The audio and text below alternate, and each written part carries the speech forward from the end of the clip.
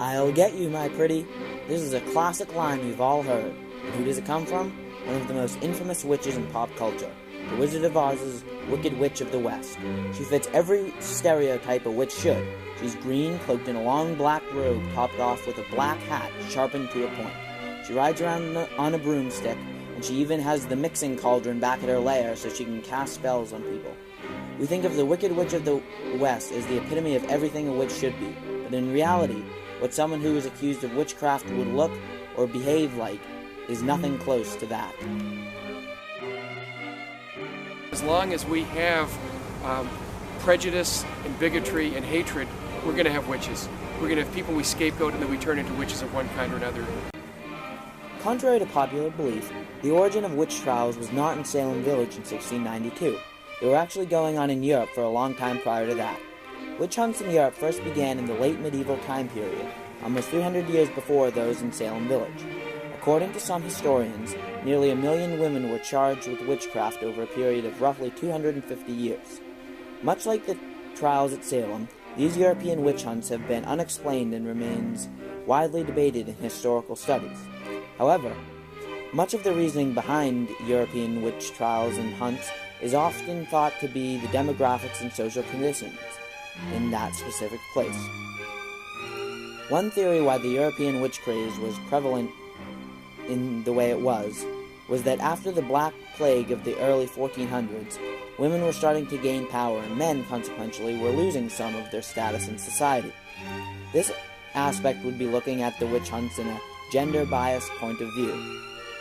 Another explanation for the witch hunts in Europe is that the ruling leaders did not like the reproduction of the working classes and that it was coming to a slow. To fix this problem, they burned supposed witches that would help abort children. Finally, once examined by historians, it was noted that all of the witch trials going on across Europe happened in societies with weakened or threatened political structures. Similar to the European witch hunts, the witch trials at Salem had a social background to them. The Salem witch trials of 1692 were a direct result of a violation of the natural rights from a fair judicial system and the refusal of leaders to responsibly uphold the law, as well as a fear of the poor social and economic conditions and the change in local government. It's so easy for people to look outward for solutions to their problems and for people to blame rather than first kind of having a serious sort of look inward and saying, wow, to what degree might I have brought this on myself? The Salem witch trials of 1692, much like their counterparts in Europe, have remained in a constant state of debate to historians and scientists alike. But what has not been challenged is the fact that these trials were an infringement on basic human rights. The trials were spurred by a few young girls, one the daughter and another the niece of the local minister Samuel Parris. These girls were gossiping about their futures, perfectly normal for girls of that age. All of a sudden, the girls started to have epileptic-like fits. When the good Reverend Samuel Parris had the girls examined by a doctor, he found nothing physically wrong with them. These problems had to be explained in some way, so it was deemed witchcraft. From here, the girls sought for a scapegoat, so they identified people they thought were outcasts in Salem village. The first one was a very obvious target, Parris' slave Tituba.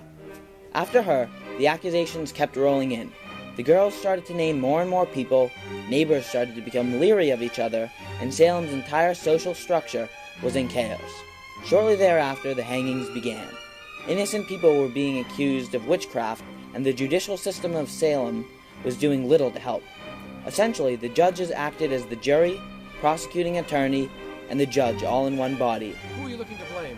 Well, maybe we should blame the government for its failed policies. Oh, we're the government. Maybe we should blame our military leaders for failing to defend the colony. Oh, we are high-ranking military officers. The accused had no legal representation whatsoever. Therefore, once accused, there was little you could do to clear your name and practically nothing you could do to get out of the ridiculous accusations. Nearly 150 people were accused in the trials.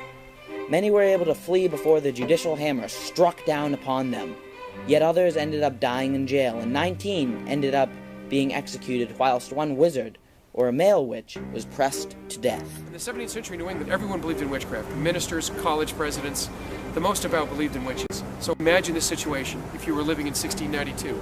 We know that witches are real. We know that they can harm you, they can kill your family, they can destroy your home, they can destroy your crops. Their goal is to completely eliminate your government and to eliminate the church that you believe in. We should try to stop them. Great. How can we do that? We don't know what they look like. They could be anybody.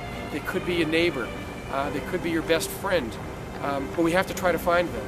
So let's see. Maybe it's someone who looks a little different than you. Maybe it's someone who has an foreign accent. Maybe it's someone who seems to worship God a little different than you, or is not regular in their attendance upon Sabbath. Maybe it's someone who acts strangely. Well, I think the bottom line is, if you replace the word terrorist with witch, you'll understand exactly the problems that people faced in 1692. Salem, then known as Naumkeag, was first settled in 1627 by a few families in search of more religious freedom than that of the strict colonies south of them in Cape Cod. Roger Conant, now recognized as the founder of Salem, led those families with him and established a small community. Shortly thereafter, John Endicott, along with English settlers and a new English rule that deemed him governor, arrived in Salem from England. There were serious problems going on in the colony, and witchcraft was an easy explanation for that. When the first girls became afflicted, they seemed it would be easiest to play it off these conditions and start to fabricate details and people involved. When people did get accused, they had to appear in court and tell the gruesome details of their black magic. The defendants had no attorney representing them and practically no chance of innocence. Once in court, they were essentially just proving their own guilt. In modern society, it is innocent until proven guilty. At the witch trials, it was just the inverse, and the judges turned their back on their responsibilities to uphold the law and remain as an unbiased judge. They went with the flow of society and refused people's natural rights for, if nothing else, their side of the story. One extreme measure they took to prove or disprove witchcraft was by tying a boulder to the feet of the accused and tossing her in the harbor. If she drowned, it was settled that she was a normal person. However, if she somehow managed to escape, she was most certainly a witch. You can imagine how well that strategy really worked. Sort of seems that there's the atmosphere here that is very encouraging to sort of forcing people to confess that it's... From that, this quasi-legitimate government had no legal responsibilities to fully uphold any law or conform to the basic human needs and rights that are all granted. From all of these factors, the disarray that happened in Salem Village in 1692 was theoretically inevitable by some factors, but had a great chance of being avoided by others.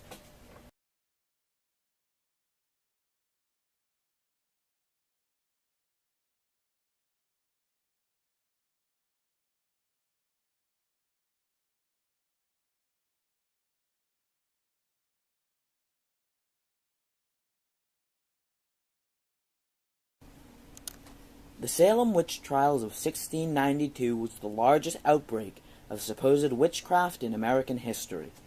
It was also one of the first mass killings in the New World.